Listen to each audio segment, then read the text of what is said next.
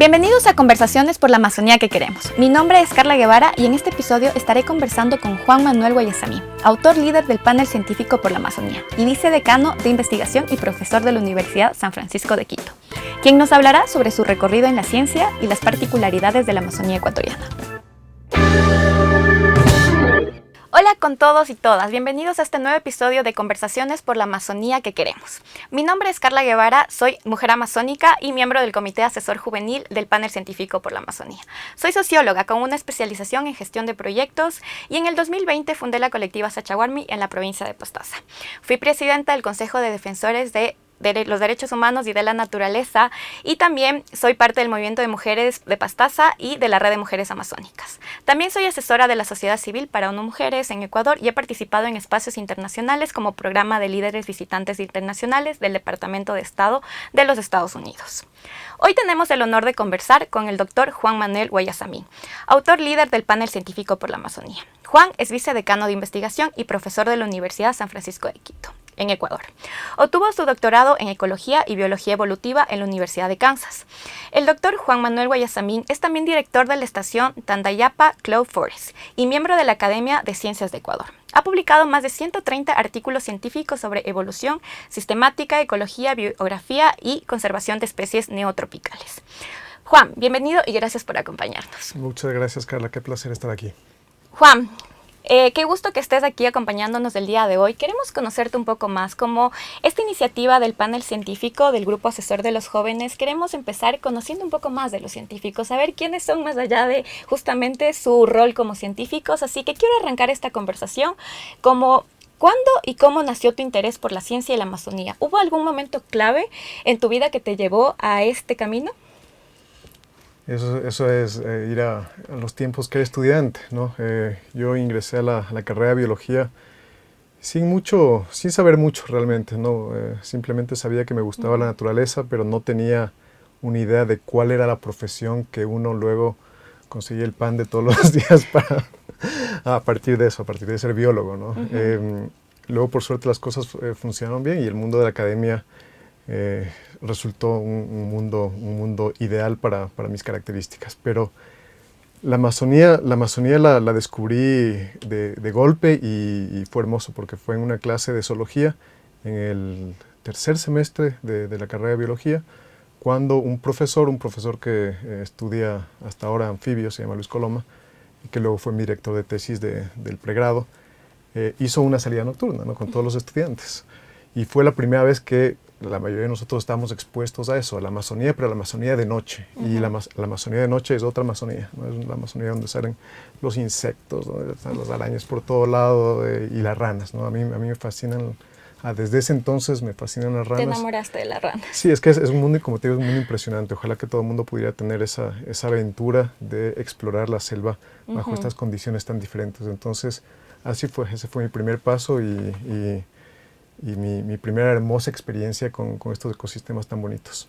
¡Wow! ¡Qué impresionante! Bueno, para decirte y también contarte un poco que justo al enterarme que tú estudias el tema de las ranas, me causa un poquito como de, digamos, broma conmigo mismo, porque yo yo vivo en la Amazonía y he vivido toda mi vida en la Amazonía, y yo en un momento de mi vida llegué a tenerles un poco de fobia a las ranas, porque era muy chistoso, porque yo encontraba ranas a veces debajo de mi cama, en el armario, en todo lado, porque claro, cuando vives como en la Amazonía, y en esa época me acuerdo que antes había mucha más fauna, ¿no?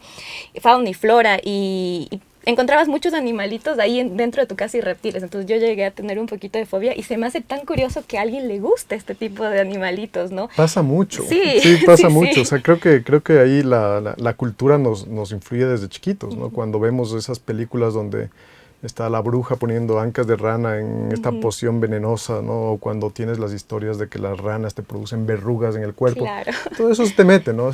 Y también hay fobias naturales, ¿no? Eso también existe. No, pero claro, luego fui entendiendo. Vas entendiendo que son parte de un ecosistema y que son necesarios. Entonces, como nos has comentado, gran parte de tu trabajo se ha centrado en justamente anfibios y reptiles, especialmente en las ranas de cristal. ¿Qué te llevó a interesarte en estos grupos y qué es lo que más te fascina de estudiarlos en la Amazonía? Las ranas de cristal son un grupo de organismos completamente fascinantes, ¿no? Fascinantes primero porque tienen esta transparencia ventral, entonces de ahí el nombre. Sí. Si les das la vuelta, tú puedes ver los órganos, puedes ver el corazón latiendo, puedes ver todo todo el sistema digestivo, los pulmones, o sea, es realmente alucinante, ¿no? ¿Cómo me interesé? Creo que primero es esta belleza de la especie que estudias, ¿no es cierto? Dentro del mundo animal, dentro del mundo vegetal también.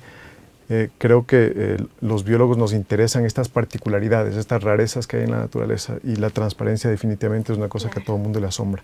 Luego ya cuando te vas introduciendo un poquito más en los grupos, vas encontrando otras cosas y vas descubriendo otras cosas, ¿no es cierto? Entonces ya creo que es como una bolita de nieve, ¿no? Mientras más conoces, igual más preguntas se te abren, pero sin duda hay esta cuestión estética y también esta complejidad en los comportamientos de las ranas, que bueno, si quieres luego te cuento un poquito más, pero tienen comportamientos hiper complejos a diferencia de lo que uno esperaría, ¿no? Uno espera que los animales, no sé, son simples y no tienen muchas cosas, pero hay cuidado parental, hay peleas, hay territorialidad, hay un montón que son comunes también para los seres humanos, ¿no? Es como un ecosistema que por ellos mismos trabajan, hacen sus cosas y es interesantísimo.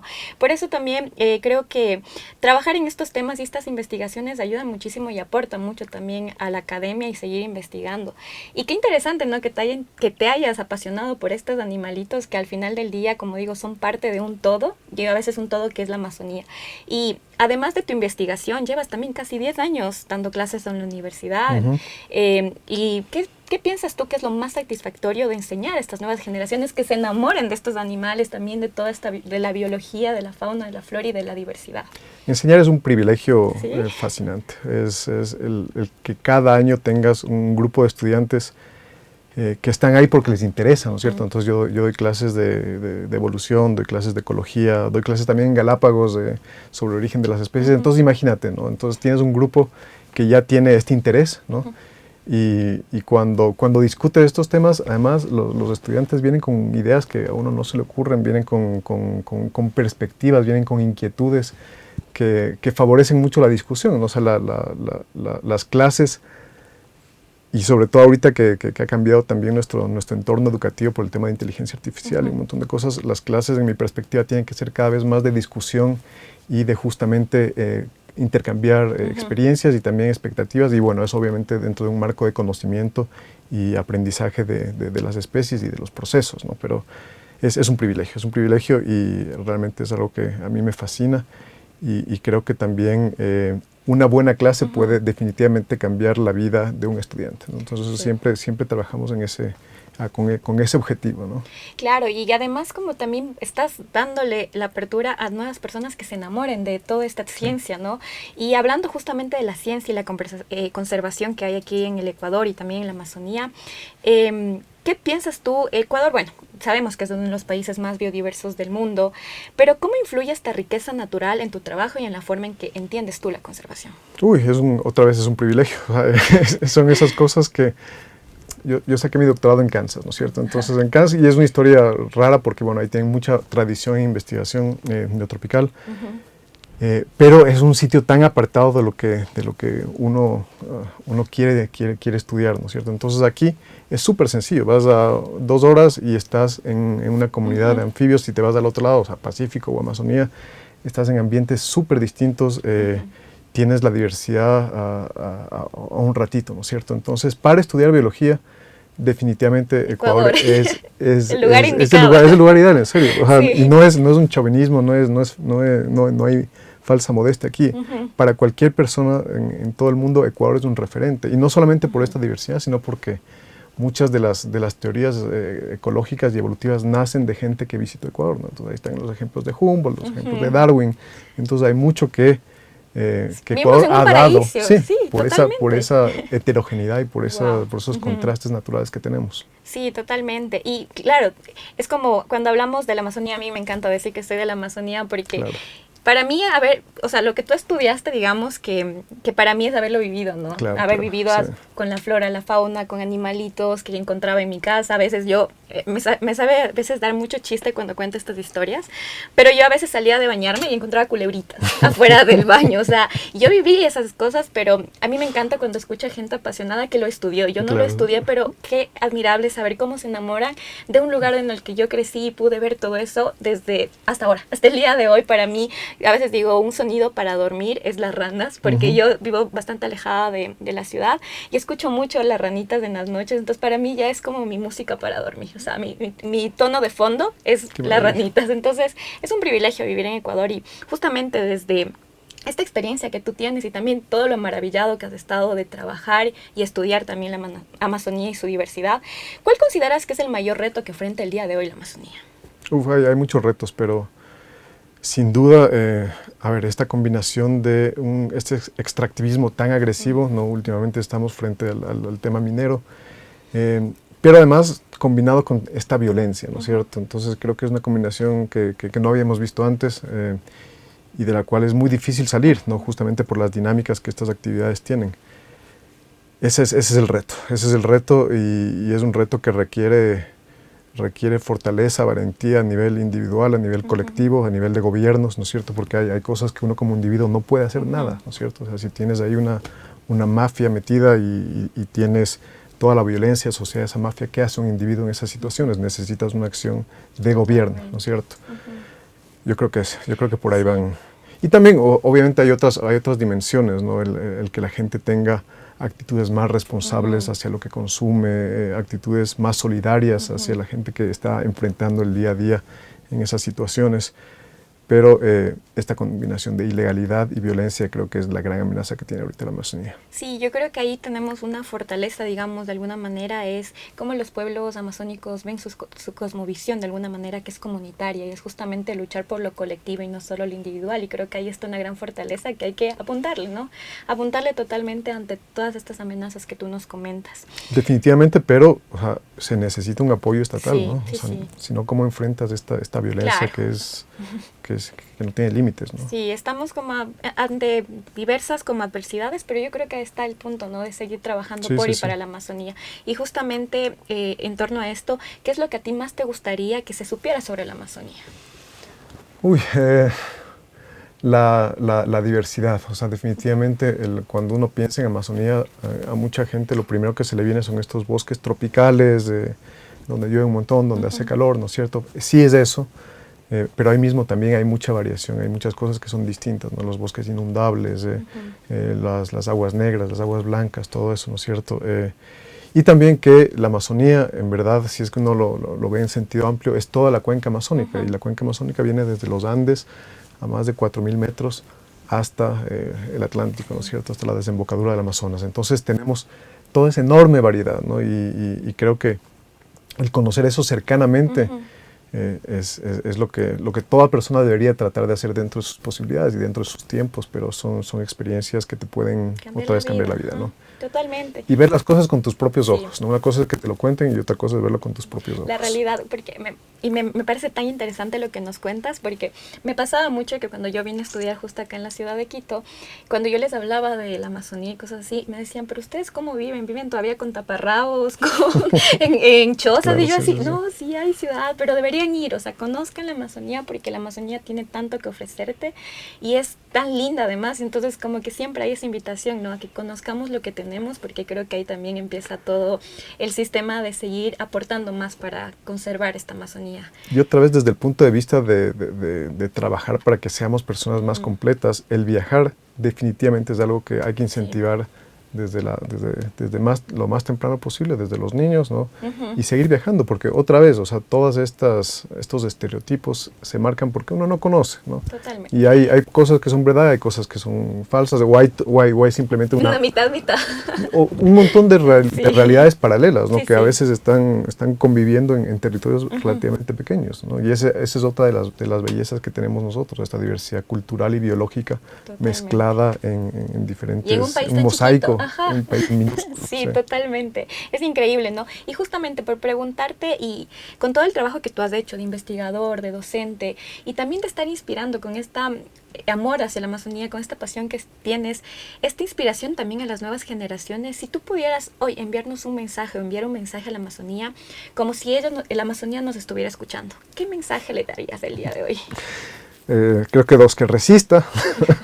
Y que también tenga esperanza, ¿no? Tenga esperanza en la gente, porque hay mucha gente que está comprometida todos los días, todo el día, en que la Amazonía persista, en que la Amazonía sea respetada, ¿no? En que el tema de los territorios indígenas creo que ha sido clave para la conservación de buena parte de la Amazonía. Las áreas protegidas también son iniciativas que hay que fortalecer, ¿no? Entonces eso, ¿no? Que hay mucha... Hay ahorita en el ambiente sudamericano hay muchos fondos, hay mucha gente, hay mucha esperanza y creo que hay mucho sentido también de responsabilidad sobre la Amazonía. Entonces, en ese sentido es un buen momento porque la Amazonía está en la boca de mucha gente. Entonces es canalizar esa información a políticas claras de conservación, de respeto a los territorios indígenas. Y como te decía, al tratar de eliminar estos temas de ilegalidad y de violencia. Sí, qué importante que es sumarnos, ¿no? Porque al final del día creo que estamos en el punto de inflexión para salvar, digamos, a las nuevas generaciones, darles algo todavía que ver, que visitar, que conocer, que es la Amazonía, y tiene tanto por ofrecernos todavía, y estamos, creo que en ese momento, seguir incentivando a los pueblos originarios, a las comunidades, a las mismas personas, ¿no? Que hacen academia, que están en puestos de tomada de decisiones. Creo que es súper importante nos vayamos sumando. Y justamente creo que también es importante sumar a los jóvenes, ¿no? Y para los jóvenes que nos están escuchando y sueñan con dedicarse también a la ciencia o a la conservación o a estos temas, ¿qué recomendaciones tú les darías para que empezar por este camino? A ver, el primero es que es importante para una persona el tratar de efectivamente dedicar tu tiempo, tu energía, tu cabeza a esas cosas que realmente te importan, ¿no? Ahorita estamos también en una sociedad súper mercantilista, que sí, o sea, yo no critico a la gente que genuinamente le gusta el dinero. Si genuinamente te gusta el dinero y los privilegios, está bien, o sea, eso está. Pero hay otra gente que por obvias razones está como llevado a ese camino, ¿no? A pesar de que hay mucho interés y hay mucho amor por la naturaleza. Entonces, lo que yo diría es que traten de perseguir esas posibilidades. Ahorita, lo bueno es que en temas afines a la naturaleza hay muchas posibilidades de trabajo, entonces no es que... Y otra vez, ¿no? Hay otros muchos estereotipos, ¿no? De que los biólogos lo único que hacen es abrazarse a los árboles y es pura poesía. No es así, ¿no? Hay mucho trabajo detrás. Hay mucha gente súper seria tratando de trabajar estos temas, entonces es definitivamente una posibilidad de vida y los jóvenes tienen que saber eso, ¿no? Que el trabajo en biología y el trabajo en conservación sí es una posibilidad de vida. Y es además muy importante y necesario, justo en estos momentos. Creo que es uno de los trabajos necesarios para seguir hablando y trabajando por esa Amazonía que queremos. Y creo que para hacerte una última pregunta y también para ya ir cerrando este espacio después de conocer todo tu trabajo y todo también lo que te apasiona, es justamente siguiendo con el tema de los jóvenes que nos están escuchando. Si tú pudieras viajar en el tiempo y hablar con el Juan de hace 20 años, ¿qué consejo le darías para comenzar en esta vida de la ciencia y la conservación? Eso sí lo tengo bien claro. A medida que uno trabaja, yo por mucho tiempo trabajaba solo en anfibios, ¿no es cierto? Solo en anfibios y mucho de taxonomía, de describir especies, un montón de cosas bien bonitas.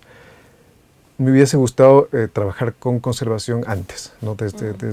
Casi que desde el inicio, inclusive desde que era estudiante, ¿no? Cuando yo era estudiante de biología, todo era muy a entender la clasificación de las plantas, la clasificación de los animales, la clasificación de los hongos, ¿no es cierto? Y había muy poca relación de toda esa diversidad, de todos esos seres vivos, con acciones de conservación. Al final lo que necesitamos para nosotros como individuos, seguir disfrutando de toda esa diversidad, de todas esas maravillas consecuentes de miles de años, miles de millones de años de evolución, es que estas cosas persistan, ¿no? Que esas especies persistan. Entonces, esta relación con acciones, con actividades de conservación, lo antes posible, ¿no? Lo antes posible, de la manera otra vez que uno pueda, ¿no es cierto? Hay gente que pasa mucho tiempo en la ciudad y bueno, hay ciertas acciones que se pueden hacer, hay otra gente que vive más cerca de los ecosistemas, hay otras acciones que se pueden hacer ahí. Pero sí, definitivamente empezar antes con temas de conservación. Qué lindo. Y además impresionante, ¿no? Porque si empezamos desde el inicio, o a la par, mejor dicho, de estos trabajos, creo que estaríamos trabajando mucho más por la Amazonía, estaríamos haciendo más acciones. Y bien, también tu invitación, ¿no? A que se sumen. Desde cualquier parte pueden sumarse, desde acá a la capital o también desde las zonas que están cercanas de la Amazonía. Así que, Juan, para mí ha sido un gran placer hablar contigo el día de hoy. Gracias por contarnos todas tus increíbles historias sobre cómo te has apasionado sobre este tema, sobre tu trabajo también como docente y saber que haces un trabajo que amas y además que estás inspirando a muchísimos jóvenes a que se dediquen justamente a la ciencia. Así que ha sido un gran placer para mí conocer esa parte más humana del cientista que hay en ti. Gracias, Carla, por la conversación y en verdad por el espacio. Es realmente muy placentero estar en espacios como este. Gracias. Gracias a ti. A todos los que nos escuchan, gracias por acompañarnos en este episodio. Los invitamos a seguirnos en todas nuestras redes sociales y estar atentos a los próximos episodios. Juntos sigamos construyendo la Amazonía que queremos.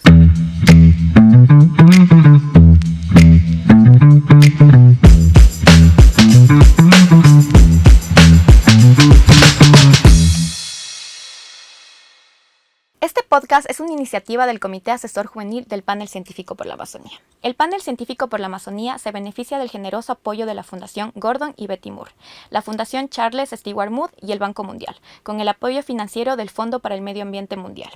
El Comité Asesor Juvenil agradece especialmente el generoso apoyo prestado a su labor por la Fundación Gordon y Betty Moore.